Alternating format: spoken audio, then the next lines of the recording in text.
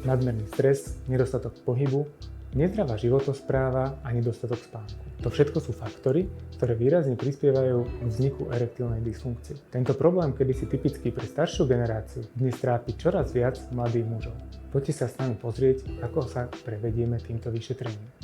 Vyšetrenie pri problémoch s erekciou spočíva v odbere detailnej anamnézy, fyzikálnom vyšetrení, odbere krvi, moču a sonografii. Pri týchto problémoch spolupracujeme aj s odborníkmi z prostredia endokrinológie, prípadne internej medicíny a snažíme sa nájsť príčinu erektilnej dysfunkcie. V prípade, že zhodnotíme stav ako erektilnú dysfunkciu, napríklad psychogénnu, alebo nejakú, ktorú nevieme inak terapeuticky ovplyvniť, prichádza na radu liečba.